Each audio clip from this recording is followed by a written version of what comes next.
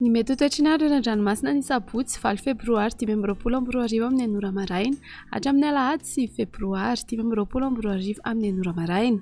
Samy mailo sy mitandrina hatrany isika mpampiasa ranomasina na tsy misy aza ny filazana fampitandremana.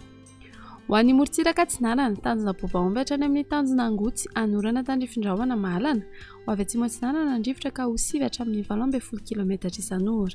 Adiny mpanonjana anonja be ny ranomasina avy onja 1 hatramin'ny 1.5 metatra. Tanjona angotsy hatrany mahanoro olalovanorana tandrifin-drahona vitsy ho avy atsinanana na atsimo atsinanana andrivotra ka ho 9 hatramin'ny 12 kilometatra isan'ora. Adiny mpanonjana ranomasina avy onja andinina ny 1 metatra. Mahanoratra ny taolan'ny aro anorana tandrifin-drahona ho avy atsinanana andrivotra ka ho 9 hatramin'ny 12 kilometatra isan'ora. Adiny mpanonjana anonja be ny ranomasina avy onja 1 hatramin'ny 1.5 metatra. Taolan'ny aro hatrany amin'ny tanjona vohimena andrahoana mitsitokotoko ho avy atsinanana andrivotra ka ho 9 hatramin'ny 12 kilometatra isan'ora.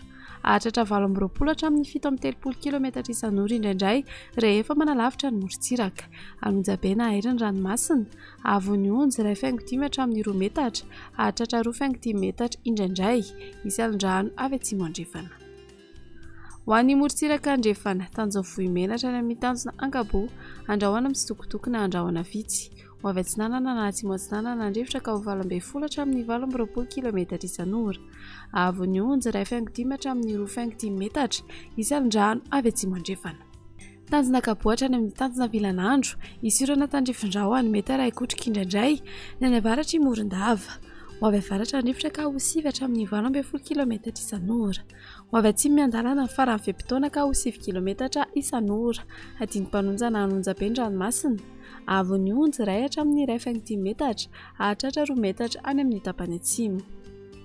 Tanjona vilanandro hatrany analalava anorana tandrifin-drahona mety araikotrika indraindray ho avy andrefana andrivotra ka ho 9 hatramin'ny 12 kilometatra isan'ora.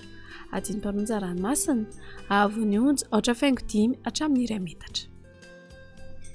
Analalava hatrany amin'ny tanjona bobaomby anorana tandrifin-drahona mety araikotrika indraindray ho avy andrefana andrivotra amin'ny ankapobeny ka ho 9 hatramin'ny 12 kilometatra isan'ora.